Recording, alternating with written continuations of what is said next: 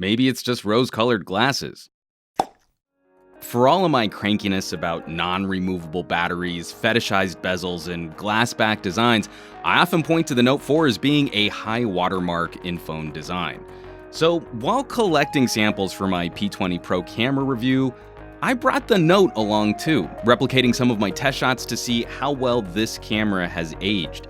A bit of history, the Note 4 was one of the first phones I ever produced a 4K camera review for, and while I was focused more on video samples back then, this was nearly the complete format I would arrive at for future camera reviews. Samsung did almost everything right, improving the Note 4 over the Note 3 and Galaxy S5. Almost everything.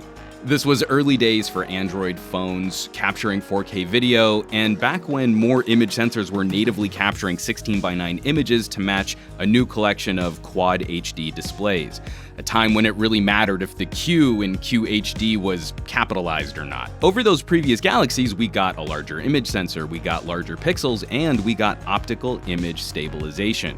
From one year to the next, it was a completely different photography game. But time moves on. 4 years in my brain feels like a long time, and for all the hype each successive phone generation receives, we should be light years ahead of what the Note 4 can accomplish, right? Well, you should know that's just not true. Why would I even be making this video? It shouldn't come as any great surprise that the Note 4 is still a competent competitor today.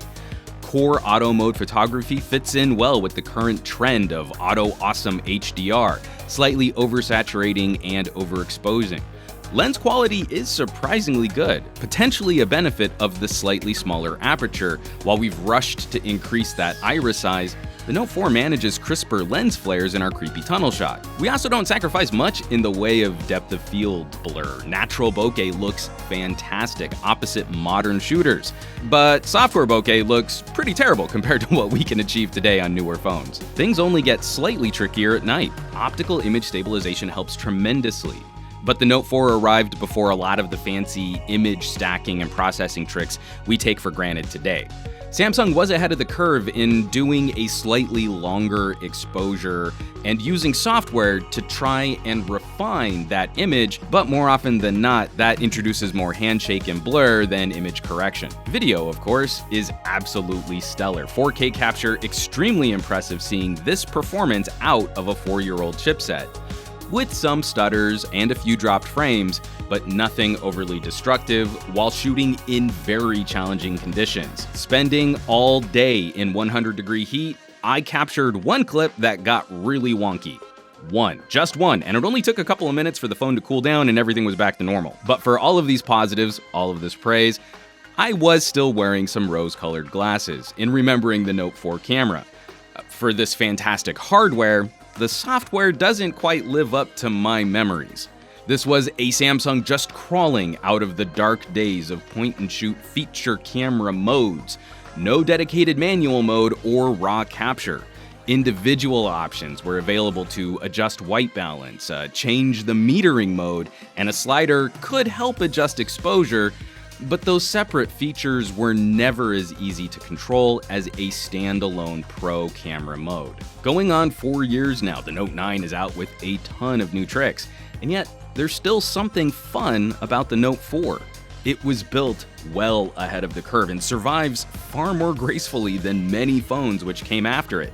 We didn't know at the time that the dark days of the Qualcomm 810 were right around the corner. Now, we've certainly seen improvements to smartphone photography since the days of the Note 4. Better hardware, much better software, faster autofocus, smoother image stabilization, but returning to this phablet has reinforced the feeling for me that many of our improvements since have been iterative, not revolutionary. If only our phones were better supported. If this Note could get a fresh coat of paint and a new operating system update. Maybe it's worth looking at Lineage or flashing some other kind of custom ROM, because this hardware still feels willing, at the very least.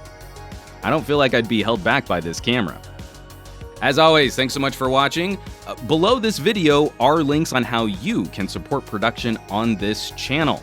I have a master list of partnerships and affiliates on SomeGadgetGuy.com, not the least of which would be checking out my Patreon campaign. Patreon.com/SomeGadgetGuy. You'd get early access to new videos, production diaries, behind the scenes, contests, and it's the home to all of my future camera and audio deep dive reviews.